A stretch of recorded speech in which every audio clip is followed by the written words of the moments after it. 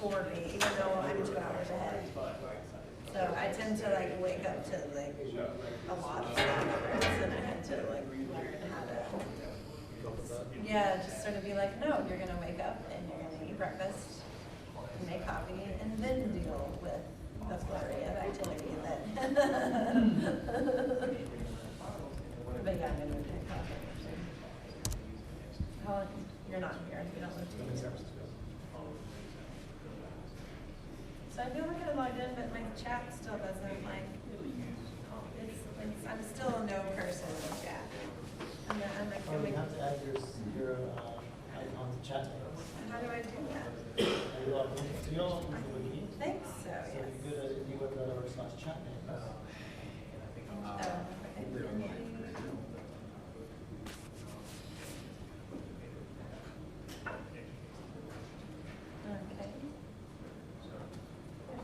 Yeah, here.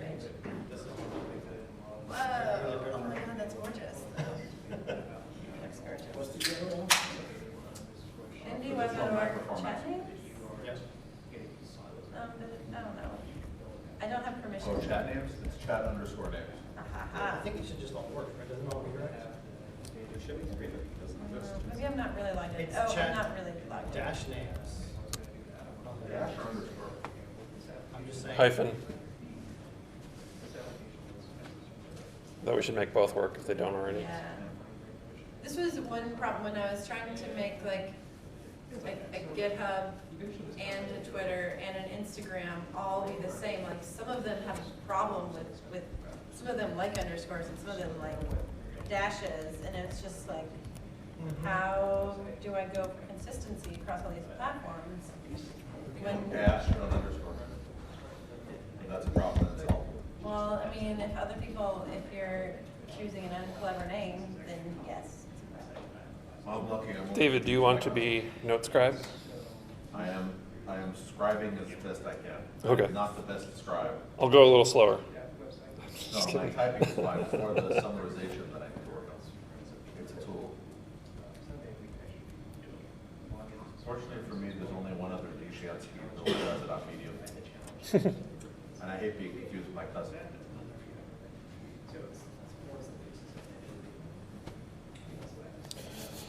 Are we good to go? Yeah. Oh, okay. Just fix chat names. So microformats. Show of hands, who here is brand new to microformats? Okay. So microformats are, I have microformats.io up here right now, which is a good quick introduction to them, and it also links off to some additional resources. It's a simple way to add more meaning to your HTML. So we have this example here of contact information, which you might have on your website. And we've added class attributes like the H card here, if I can highlight. And then each line in here, so the name has a property, the street address, the locality, the postal code. And the idea here is that, that's a typo, that should be, the postal code is incorrect there, we should fix that. There's no class. Anyway, the idea is if you have this information that you're already publishing on your website, you already have contact information, how can you make it machine readable? And with these classes, Microformats parser can take this and extract that information and just that without the HTML, the design, and extra information. So yeah, let me actually just copy this into a parser to show what it looks like.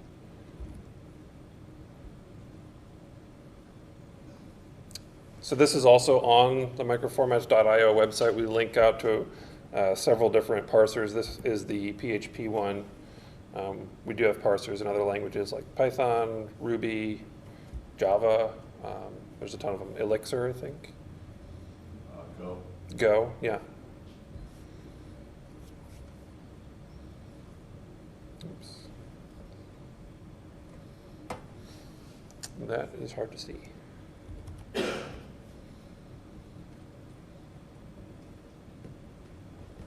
So yeah, we've extracted all this information, we've serialized it into JSON because JSON is the popular structure du jour. But we've got the type there, and then each of these properties. So the name, the street address, locality. Postal code didn't come through because of that typo, but it would. And I can actually fix that live real quick here.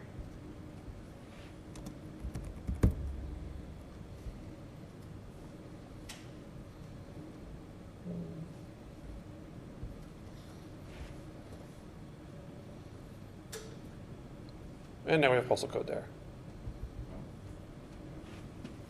So the syntax is pretty straightforward, and we've documented this on microformats.org, which is another wiki.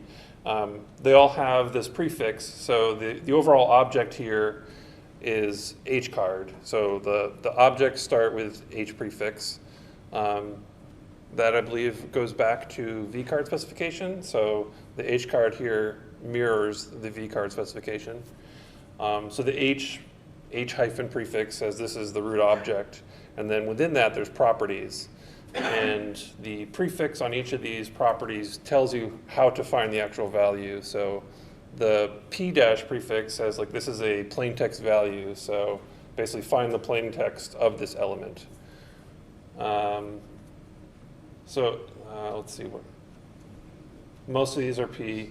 Then when we get down to the email, we have u dash email, so that tells the parser look at the URL for this. So it's going to pull out the href value instead of the text. There's also DT for date.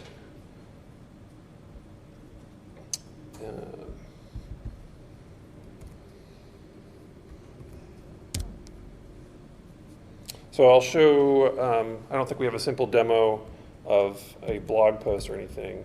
So I'll manually type one of those. So the root class for that is hentry.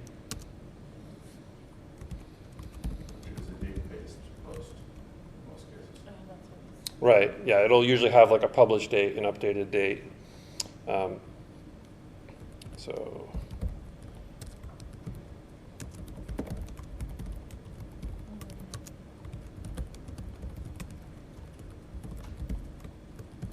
E is another prefix that we've not seen yet. That is, I forget what the E actually stands for, but basically this is like we want the HTML value from within this element. So this will be like the body of our blog post.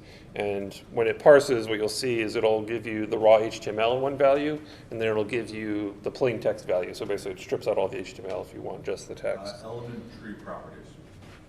Okay. Thank you. No, yeah, appreciate it. Should put some HTML in there just so we can actually see that.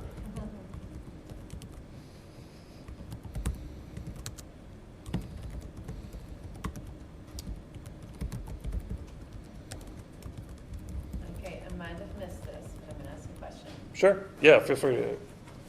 So there's a lot more text. You're labeling things, so there's a lot more like labeling. It's more, you're adding more information to each piece of text. Yeah, so the idea is like you probably have whatever content it is. If you have a photo or an article, like you're already publishing that. Mm-hmm. You've got this HTML. You don't have all these class attributes, but you have like the structure. You have some heading, some element for your content, maybe an image tag for obviously if it's a photo. So we're adding class attributes to it, and if you have existing classes, you can just tack them onto the list. Like it's just a space-separated list. So just better identification, or right. So because the parser is basically going to take your whole HTML page, and it's only looking for these. So the idea is you kind of divorce like your design from the data. Okay. Like it doesn't matter. You can have any type of design you want, and make the information discoverable by machines. I like it. Okay, yeah. Thanks. Sure, no problem. You already have a field for your title, and you just tell it when you output, you add that class to that field. So most posting interfaces, you don't necessarily have to go down and coding and writing every single bit of HTML yourself. Yeah, who at one point started to return some of the results like times, dates, and people, if we got comments and results. What's that? Sorry? Didn't Yahoo, they did a little experiment for a while where they were trying to return. Tomtek is shaking his head, so I think that's a yes. Yeah, and I think Google still does some stuff with Microformats 1. I know they do H review. So if you've reviewed a product, you give it a rating. Aaron actually has a blog post about this, like why he still uses it for Google instead of schema.org, which is like their preferred du jour, because H review still works and it's really simple to publish. So. And schema.org is it? By comparison. Okay, so yeah, we've got a really basic blog post here. We've got a title, the contents, date published. I think we already saw, I guess I should add a URL just to be complete. So like, let's say this is like the permalink for the post.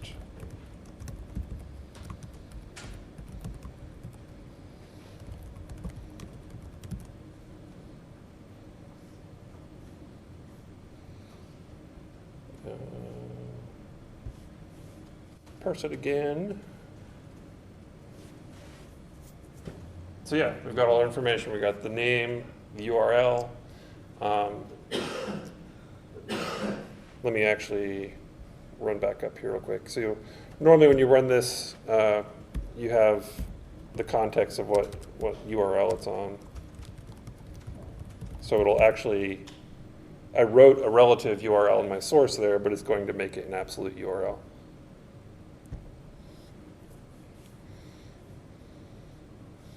So yeah, there we go. We've got our URL, the date published. So for the date, we used the time element, so it pulled out the date time attribute. And then there's our content. We've got the HTML and then just the plain text value. So there's root microformat objects for H cards, which is like people or organizations. That maps to V card. There's H event, which is for events. I think it's based on iCalendar. H entry here for articles. H reviews. There's a bunch of them. Those are some of the most common ones. And so this syntax is also used in some other IndieWeb building blocks, like the Micropub protocol. I won't get too far into this, but basically, Micropubs, once you give it authorization for your website, it's sending off, to publish something, it's sending off a form request to your website.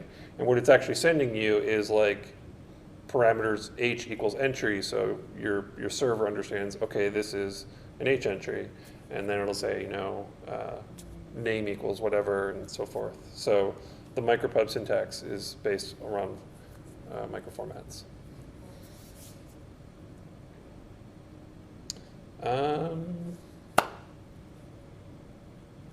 David, were there any more questions or comments? So far, I've come a comment. Yeah, go ahead. So I guess it's real common to parse this, like search engines use it to like provide rich results and stuff. Mm-hmm. What are some other like applications for it in the wild? Like what are some things that you use that I guess consume them? Good question. Yeah, I totally forgot about that. Use cases is always good.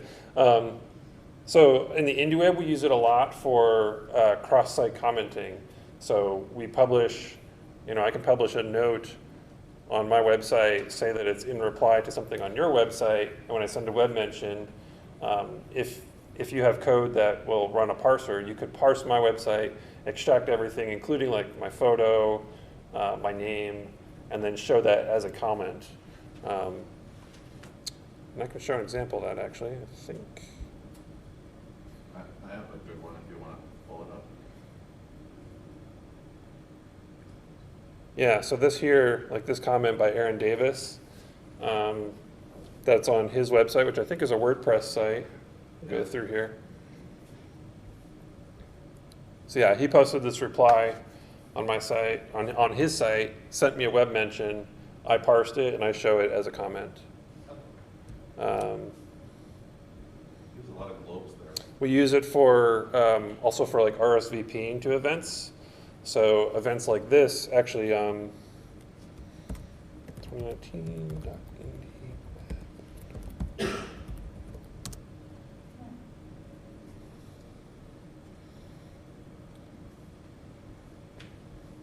And this could be, for anybody's interested, I mean, this could even be a good project for tomorrow. So like each of these Indie RSVPs up here, we've all posted these on our own website. We sent a web mention here, and it parsed out, our photos, links to our home Click on the pages, permalink form. and then link to the permalink for the actual RSVP. Okay, it's time for terrible newbie question. Sure. What's There a are web- no terrible newbie questions. What's a web mention, and how do I make it happen? Web mention is basically like it's like telling you, here's a link, like here's a URL on my site, and it linked to this URL on your site. Like that's the simplest You're version. sending an HTTP request to my site? It's like a form request basically. It's saying here is the source URL, which would be mine, and here's the target URL, which is yours. And then from that point, you can do whatever you want with it. You can just ignore it, but a lot of us are actually parsing that to find some context, like was this a comment, like a reply, or was this an RSVP, or is this just a general mention? It could just be I linked to this article on my website. So Let me. When I do a response to your site on my site, my backend should recognize that and fire off one of these notifications to your site. Correct, yeah. I don't have much experience with this, but I think there's some services like Telegraph, I think. I don't know if it does automatic ones, but there are some third-party services. You can even just say like, enter your URL, and it'll go through and send a web mention to each thing that you linked from that page. Webmention.io, which does the opposite, which will receive web mentions for you as a posted service.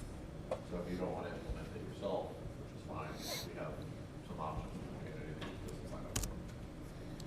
So I'm copying, going back, this is my RSVP link for this event. So I'll parse that just so you can kind of see some of the other properties. So we have a new attribute, RSVP, and that's just a yes or a no value.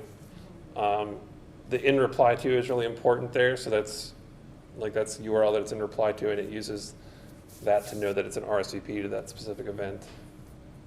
Yeah, there's my URL for it, the publish date, of course, and then the content. It also shows an author block here. So this is where you get the context for it. Like it's pulling out my name, my URL, and my photo. And it's showing all that on there. I've been asked to represent the Sure.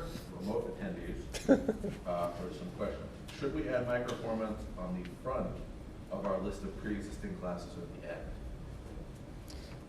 I think the general advice that maybe I heard this from Tontek, but I've also passed it on, is like if it's something that you're not actually going to apply styles to, it should be towards the end. And are they Just so that'll also like make it less likely if there's a long list and somebody sees one at the front, like maybe a designer or something, they might try and apply it. That's the other thing, like we generally recommend against styling your HTML based on these classes, just because you might change the structure later and it might not make sense. So if you put it towards the end of the class list, then it is less likely for that to happen. And the follow-up is, are they order dependent? No. Or they should not be. I mean, the way the PHP parsers don't, or excuse me, the microformats parsers don't care, and HTML parsers should not either. Yeah. I have a question. It's kind of like a use case question. So whoever mentioned JSON-LD, this is something we use a lot in science for providing metadata about data. Use what? Sorry. JSON-LD. Oh, okay. Yeah. Schema.org. Yeah. So if you think about, if we just go back to this sort of example of like Twitter and photos and things, so Mhm. you can have an H card that provides you information about a thing, Mhm. a photo. If you think about Twitter, tweets aren't modifiable. But if you think about like Instagram or some other things, like you can update them. Mhm. So does this H card sort of capture version 1, version 2? Like does it capture, like they read RSVP, but then they updated their RSVP, and this is what they said originally, and so Okay. it's the second time. In Does the it have any way to modify, like to keep track of versions? right. In the data structure itself, like I don't know of a property for that, no. But in the use case that you're talking about, so if I was to update my RSVP, I would well, first of all, I'd probably publish an updated date on my post, and then I would send another web mention. And the web mention protocol does have some details like what the receiver should do. Like they should parse it again, like, especially if you're displaying something. If you're not displaying the web mention, it doesn't really matter, obviously. But so if you're showing like, yes, Gregor RSVP'd yes to this, and then I changed my mind, you would parse it again and get the current value. So at that point, you don't necessarily need the revision, like a number or anything. You can check to see the updated date if you want to show that. And then you would get the fresh RSVP value of no, and you would change that in however you're displaying it, or just remove me from the list. So what's the scenario for revision here, though? There isn't one. Yeah, Yeah. I'm saying, what would you want to use it for, in theory? In theory, though, what we're thinking about is in terms of like scientific use cases, you might have some data that you collected, and you might have like a script that you're running to analyze or manage that data. Your data should never ever be modified, but sometimes humans like modify data. Your script probably will evolve lots of times. So sort of a way to say like, this is version 1 of the script, this is version 2 of the script, or like this is version 1 of the data, version 2 of the data, so it changed. Like keeping track of Yeah, would the original data change, or would the result of the data change? all, well, I'm not sure if we really covered in microformat sort of more scientific applications. Yeah. So one thing about, one of the nice features of the microformat syntax is like each of these variables you've seen, like p-name and so forth, the parsers are agnostic to that. They're really just looking for the prefixes. So you can use anything you want for a name. So this would be a valid, if you wanted to put a revision on something, and revision is the name of what you wanted. I mean, it could be anything. You can even namespace them. So, you could have like that. And parse it again. So back to the danger, if you keep creating new properties, then you have to rely on somebody who actually Right. knows what they mean. That's the other part of it. So yeah, so this parses out, foo revision, and it has that number. Okay. So the nice thing is, like, you don't have to update the parsers to do this. They understand all the prefixes, and it can be really flexible. Yeah, we usually recommend, especially if you're publishing this, like, you need a consuming use case. So you may not need it, but yeah.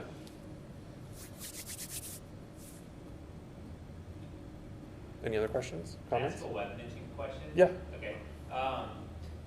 So you're taking a site saying that you commented on it. Mhm. Is the general practice for the site then to go fetch the page to see what the comment is versus like accepting data that's posted from another site?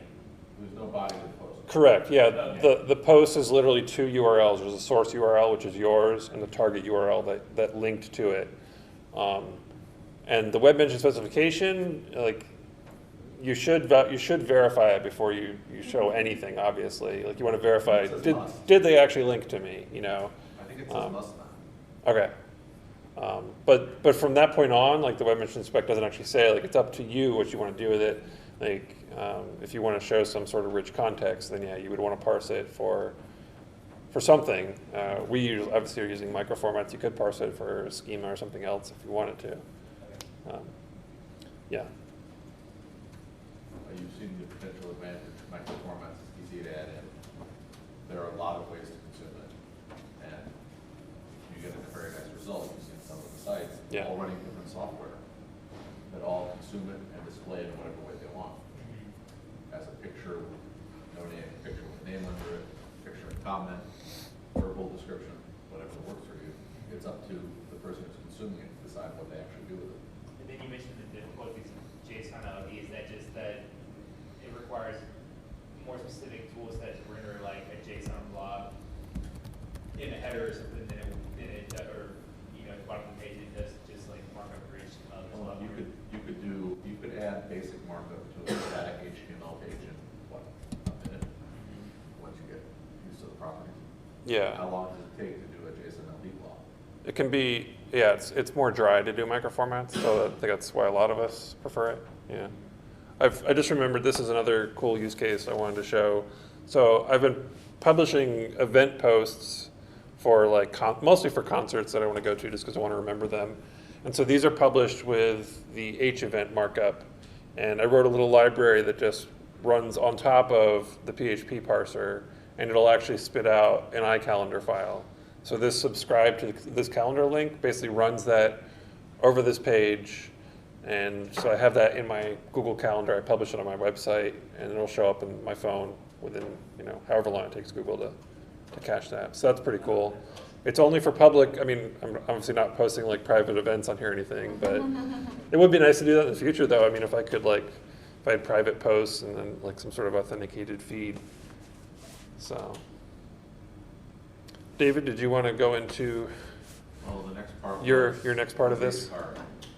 Okay. So you covered H entry, which is, Do you want to use my laptop? I can bring mine if you'd like. No, I don't mind. I'm It's just, there. yeah, it's fine. I might need to plug in. Although this isn't the same as the Oh, Chromebook I've with the got- low resolution. I've got 2 hours. Okay. So the next thing we get to talk about is, of course, the wonder of H-card. So H-entry, which you just saw, is a post, your standard date-stamped content. H-card is, of course, your identity. So we're going to go back and do this sort of the same way. You can see link to a person. So where's the parser? Here we are, down here. Parser. What we're using I used PHP before. You can Okay. use a different one, that's fine. Good demo. Well, you do remember that I am also a PHP user, so Yeah. I am most familiar with it. So I am not necessarily as advanced in the microformats as somebody who contributes to the microformats parser. But let's just take a standard example. I want to mark up my theoretical person. Let's call him John Doe. So we'll start by putting his name. So we'd want to say who he was. So we can just put together. Feel free to correct my. So he needs a name. So I forgot to show the minimal versions too. yeah, there are minimal versions of everything. So you could just, if you wanted to start at the beginning, you could just do this. We'll go minimal.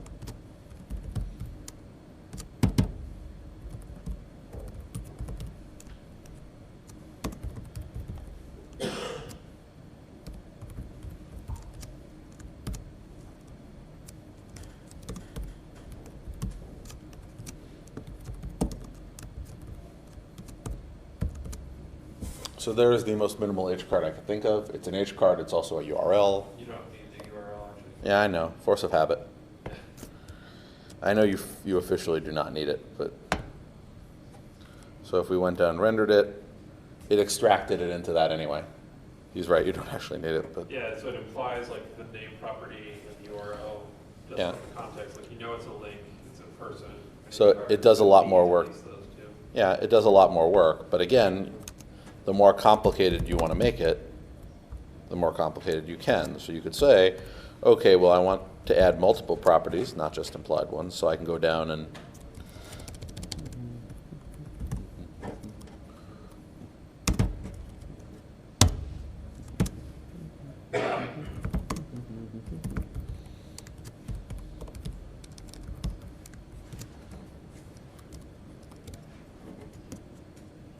I'll give it a permalink thing as well.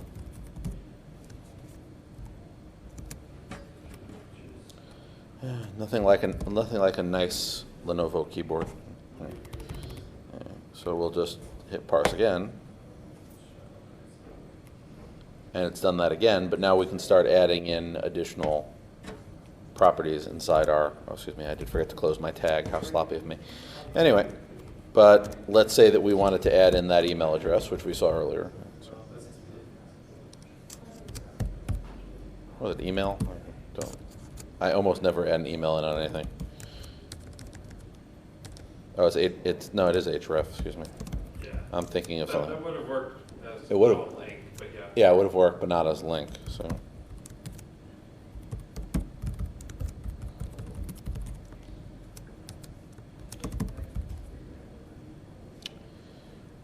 It's u-dash email in this case because it's a link, so.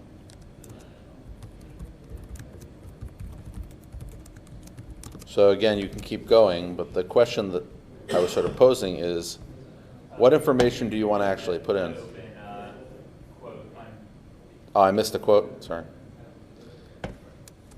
This is what parsers are there to test, my typos. Yeah. Nothing like writing HTML live. Well, yeah. Writing anything live is so much trickier than you would think it would be, especially when you're on someone else's Yeah. computer and none of your Well- like, cached things are still there. Well, that's always sort of the thing. But the idea is just to go to, I don't know, I like to use Martin as an example. Do you have him in here somewhere, or do I? It's a really new laptop. Yeah, so let's see if I can find him without having to, yeah, there he is, okay. So he has a site that is just a big, gigantic H-card. So I'm gonna pull the site and simultaneously run it through the parser, because he is the best example of the biggest H-card that I ever have seen. So there's a URL box here somewhere, right? You have to refresh the page. Like go Yeah. back and go. No, No, not reform. Okay, sorry, just like hit enter. yeah, I know. Back to, once again, using somebody else's system, so. Where is it here? Validate. Where is it on this one? Oh, up at the top, enter a URL. So we're gonna just parse his H-card, such as it is. So here's an H-card with his local time zone, name, given name. He's gone down to family name. He's international pronunciation, so you can actually get his proper pronunciation, his nickname, the languages he speaks, gender identity, relationship status, sexual, dietary preference, Hogwarts house, okay.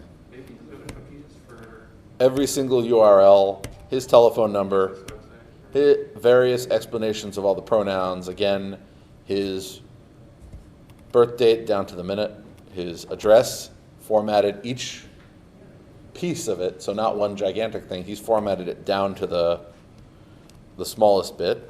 His height measured in meters, height at birth, weight. By the way, some of these are not properties that are used by or consumed by anybody else. He likes to have a lot of fun with it. So he is currently 84.7 kilos. Yeah.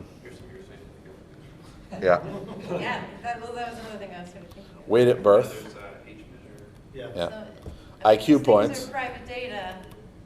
Not Well, for him, if it's Okay. if it's being shared like this, it's public. Okay. So Interesting. yes, apparently his wand length is 4.25 inches. No, he just keeps adding stuff. So the point is, you can go anywhere from the basic H card that we started out with, to something that's referred to even by him as too much information. So the question is, what do you want to share with people online? But look at all the information that if you choose to share with people, if you mark it up with microformats, you can have a very detailed H card. And what could you do with that? You could share your contacts with other people who, again, I'm assuming you choose to. And by the way, it might be blocked. you can go a step further and say some of this data will not be shown unless you're authenticated. So you can have a version of the page with minimal data and one that gets unlocked only if you're logged in. So it doesn't mean you can't serve two different versions of it. Free alternatives on that. So the question is, what do you want to share about yourself? But yeah, let's check with Aaron. It might- So I thought that was sort of a good topic for a conversation, because we talk about privacy, which is one head of the coin. The other head of the coin is, what do we actually want to tell people about ourselves? For example, if we go to Gregor here, what do you share? Not much. Yeah. So if we plugged him in to that same parser. Yes, I know, we're plugging you in. Please don't be shocked. So he has a feed here with individual posts. And I assume you have an H card here somewhere. Yeah, it's like at the bottom. Oh, there's the, I think that's the way on that part somewhere. There it is. so Down more. Right. there's his H card. He's gone simple. There's a picture of him, which is marked up as a photo. He has his URL. He actually has two of them. He has his nickname, and he has his name there. So that's enough for me to go and say, okay, I could put a picture when he goes and sends a web mention to my site. I can retrieve this and post a smiling picture of him on my site saying that he did this.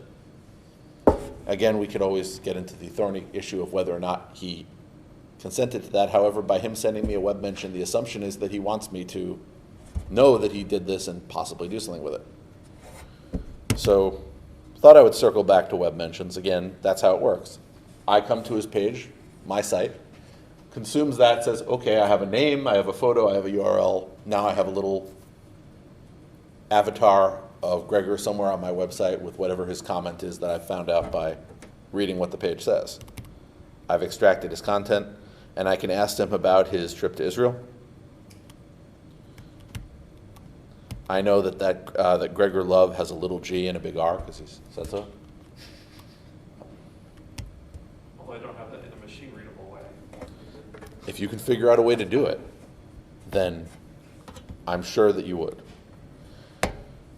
So my part of it was somewhat minimal. The microformats is sort of the bigger part of it, but it's what properties do you want to tell another system to consume about you? What's the, can't think of the word.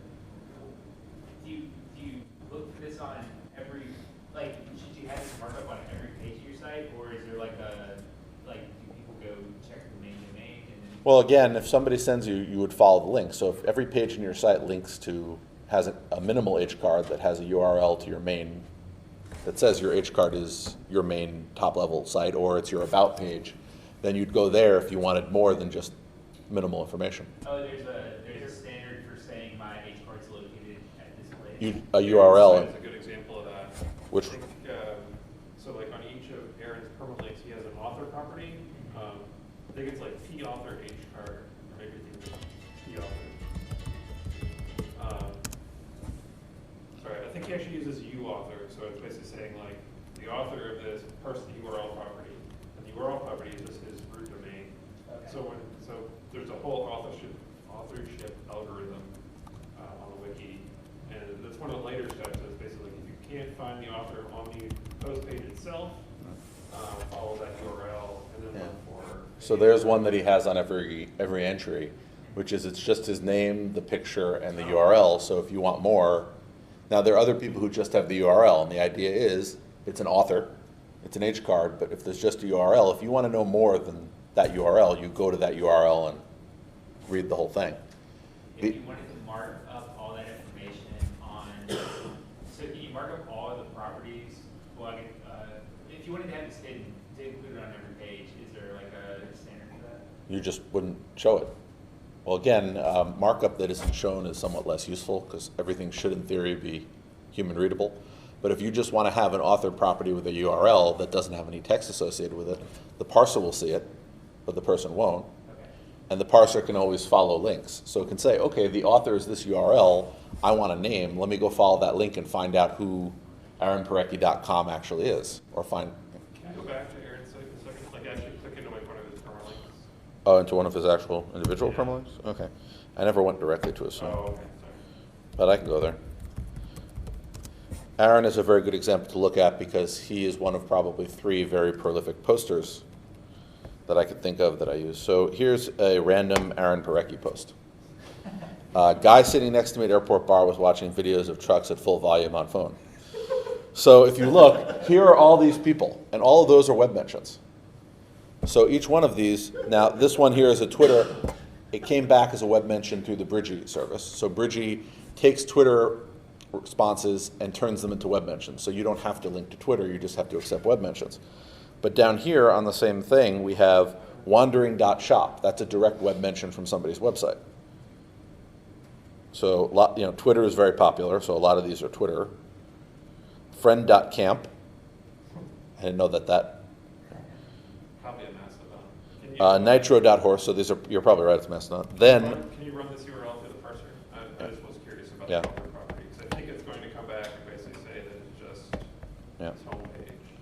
But if you look, all of those comments are web mentions. So while that's parsing, I'll point out that all these came from people's sites and were parsed. So some of them came from Twitter through this, but there's Eddie Hinkle. He responded with a little smiley.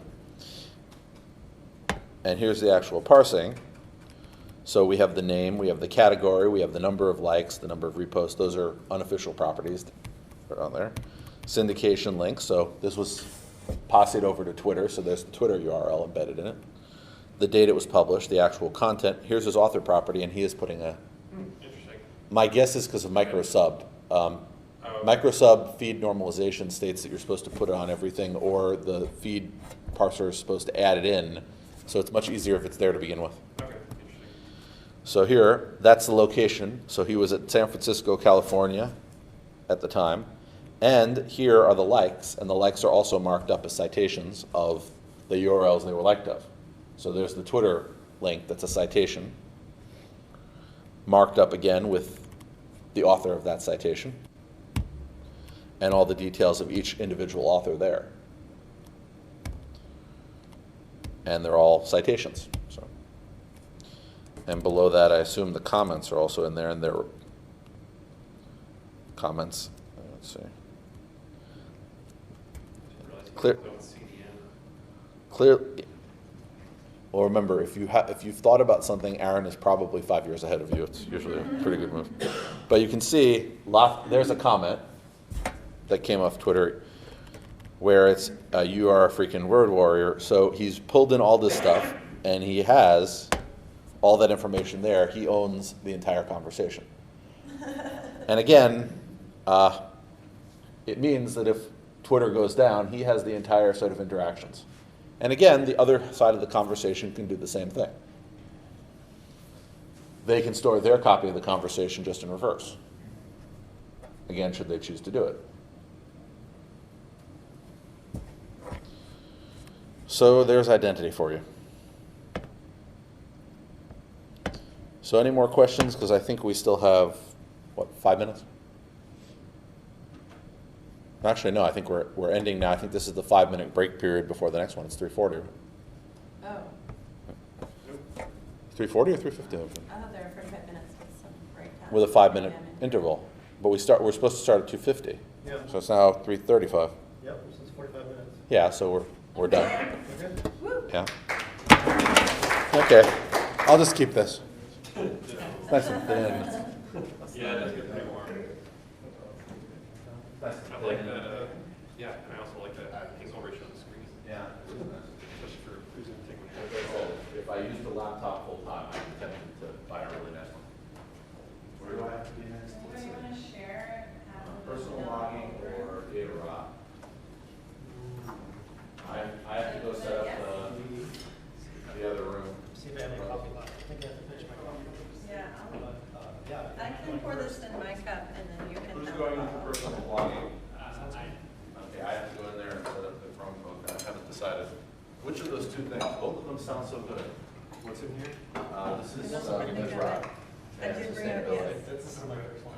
This, I'm gonna go to the other I don't one love to bring because a personal I'll watch this water one on bottle the because I video. feel like I don't want to carry around a whole. That's the nice part. I'm not actually hiking. You can't go to two sessions. Yeah, this is my compromise as far as like smaller. Yeah, I like that size. It's legit. Ta-da. There you go. Awesome. Teamwork. Yeah, I'm not sure how I feel about it, but we'll try it out. Oh, it's organic, so it must be good. Must be delicious. Yes, I would like to. This is fun. Actually, one of the coolest things, my first postdoc out of grad school was not a science-y position. I was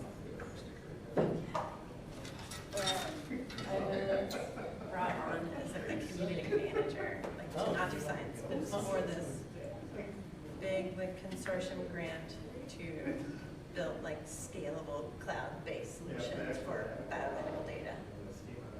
And I hung out with shit tons of software engineers and developers, and like my vocabulary like skyrocketed in the first month. And That can happen. yeah, and so it's like, okay, if I had come to this event like 9 months ago, would have like all been over my head. And now like very little is over my head. I don't know how to do these things that y'all are doing, but at least know what y'all are talking about. I have a framework to put it around. I think most of us don't know how to do most of these things. We are all like in the ask questions and learn Yeah. things continuously. Because the set people in the community is like always pushing the boundaries of like, what's possible. So there's always going to be something to learn, and that's one of the things that we love this community is. Yeah. Okay, I can cover up Mozilla with Mozilla Firefox. That works. No, that's the science. I don't know, this is the hard part, That is a hard part. is when I don't really know what to cover up.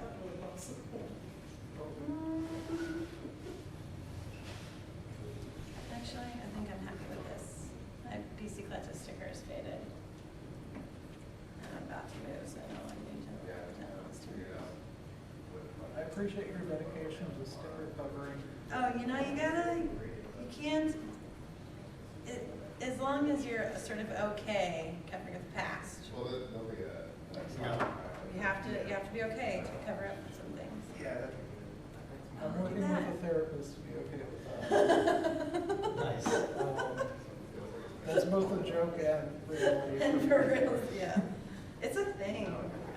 Meditation So used to actually exactly. is like not a lifesaver, that's like too dramatic, but meditation like has helped me work through more, like, it makes a huge difference in sort of dealing with stress and dealing with people and dealing with work and life and, yeah. Microformats stickers or IndieWeb stickers are we out? The snarky comedian in me wants to say, but you repeat yourself when you said stress. Then I will like donate like the rest that I have on me. Major said he was pretty sick of being drawn out. So he'll have some. Well, then I'll just put these here today. Because Oh, that's cute. I'll grab some too. I have some.